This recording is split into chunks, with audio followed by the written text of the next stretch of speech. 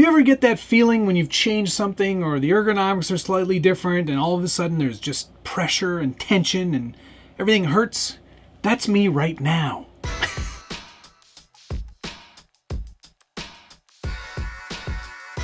Welcome back to the Skill Builders Guild. Thanks again for watching. It's episode 108 of What's on the Bench Weekly.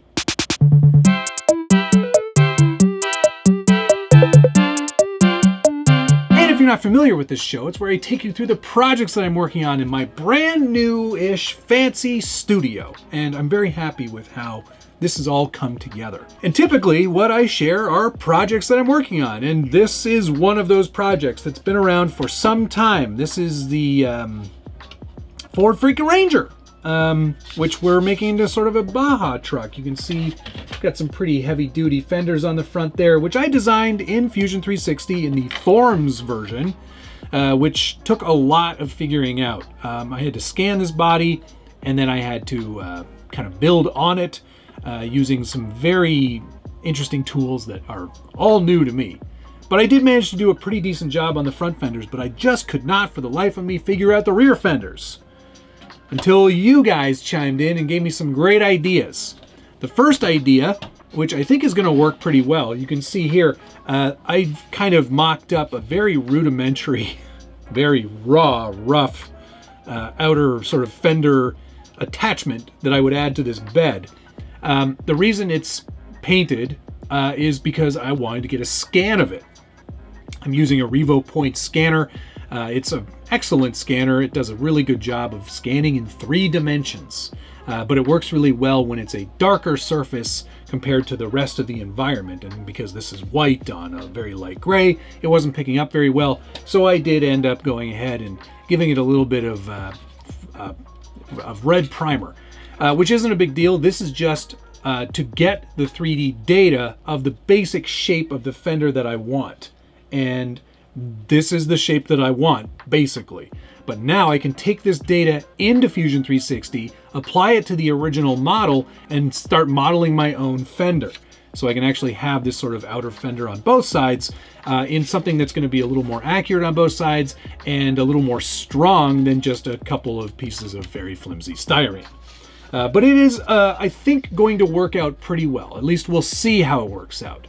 But yeah, that's sort of where I'm at with this one. I did want to try to make this feel a bit more Baja inspired, and I think that rear fender shape is going to work a lot better than the ones I've been working on. And of course we're going to build it in the same structure as the front fenders, so it's got a nice sort of profile along the actual edge of the fender and a bit of curvature as well. So yeah, I'm kind of excited. I'm happy to be back on this project. This one's been going on for a while, and it's nice to kind of come back to it after a 6-month hiatus. Or maybe a year long, who knows? And if you want to know more about the Revo Point scanner and how all that scanning stuff works, it's magic. No, I have a video, and I'll link to it right up here, so you can check that out at your leisure. Progress.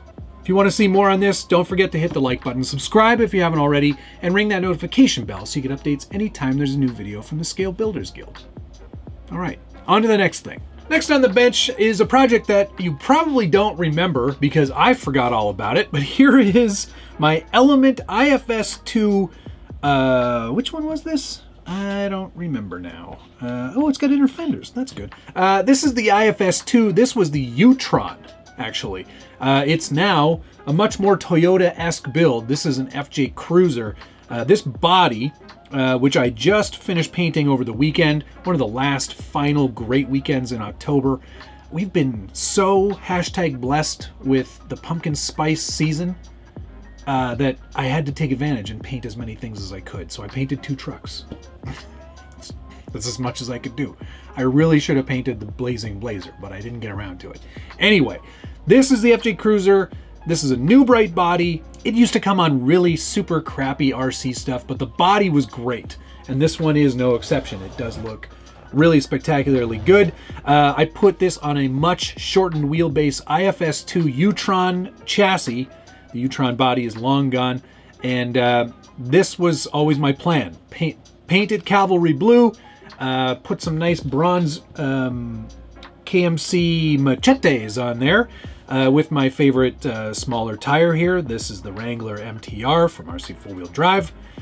Excellent tire, especially when you put them on properly. That's wide spaced lugs on the outside on both sides. And you might say, that looks so bizarre, but it's correct. Trust me. I might have to change the offset on those tires just to get it to tuck a little bit better. But otherwise, I think it's going to be a nice little build. I'm probably not going to spend a ton of time on interior. The glass that comes with the plastic glass that comes with this truck is completely tinted, so there wouldn't be much point to doing an interior. You wouldn't see it anyway. So we'll make this sort of like a fun, kind of quick build that's only taken a year and a half. I know. But now that I'm organized and have a better space to work in, this stuff's probably going to happen much faster. I don't know why that's a thing, but let's hope that it's true. Let's just raise that desk for a moment for no reason. It's my favorite thing to do now. Hey, you can almost... Wait a second, go back there. Can you see? You almost can. You can almost have a truck right in front of you and people can see it. Fantastic. That's really great. Okay, out of the way, you. And in fact, let's see what's next on the bench. Finally this week, that's called the Furite Archery Premium Cage for the H10 Optic. And it's titanium, which means it's quite lightweight. And it also looks to be a fully complete metal cage for the optic. Now, I haven't yet tried to fit it to an optic. I'm kind of curious at how well it's all going to go together. And I thought, what better candidate than Josh's truck from the build-off. But I'm not going to take all of this apart and put this on it because I actually quite like the black cage for this build, which I think looks pretty good back there. Look at all the way back there. That's really cute. So with this, I'm going to have to scrounge up another optic, I guess, and see what we can make from that and see how well this works. I don't know if I can... Let's see. You know what? Let's see how quickly I can do this. Let's see how fast I can take an existing optic and take everything off of it and see if it'll fit on this. Okay, so hold the phone.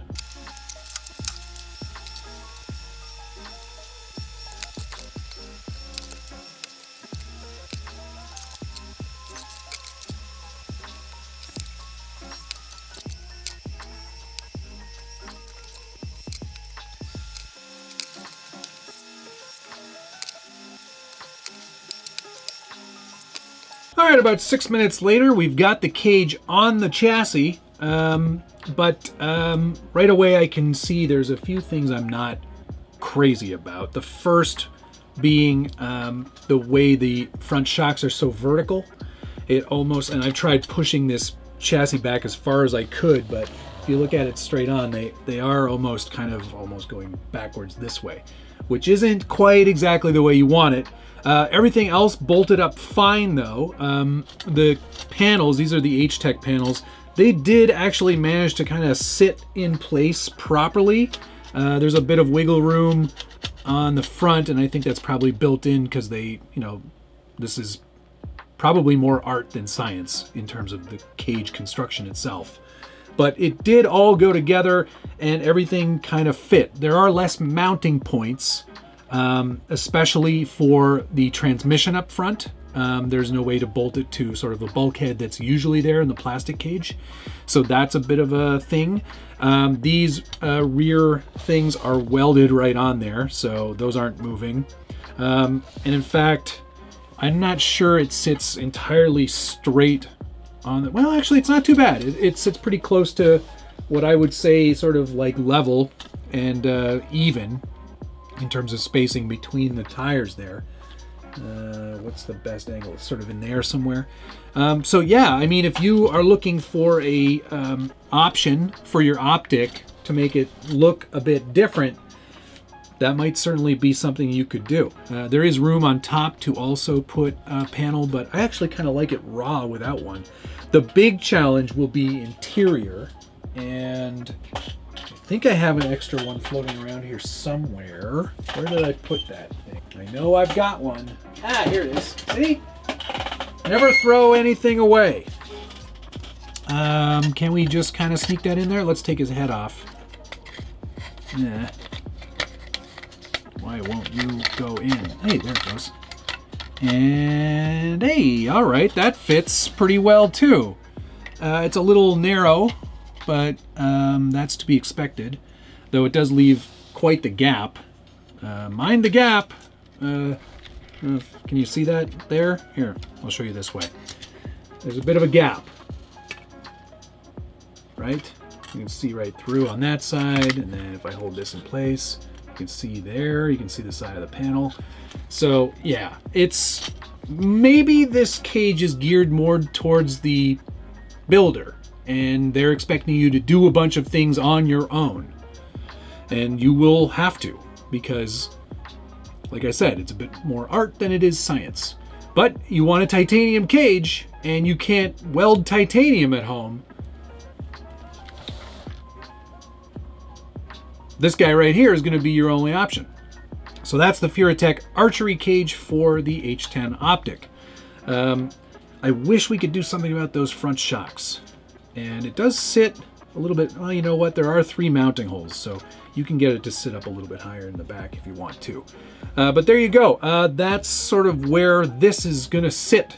I will tell you, I have a lot more in store for this H-Tech paneled H10 optic with the Night Customs interior. So this piece is going to get some changes done to it as well. So I hope you'll stick around for that. That'll be coming very soon. And that should pretty much wrap up this episode, but it wouldn't be wrapped up before I mentioned my channel members. Thank you to all of you over here for participating and becoming a part of the YouTube community membership only channel extras, where you get to see all kinds of tips and tricks, how-tos, behind-the-scenes, travel log videos, and all of these videos in advance of when they actually come out, which I think is worth the price of admission. And if you're interested in that, there will be a link down below. Segue completed. That's going to do it for this episode, though. Thank you so much for watching, and of course, as always, we will see you again next week.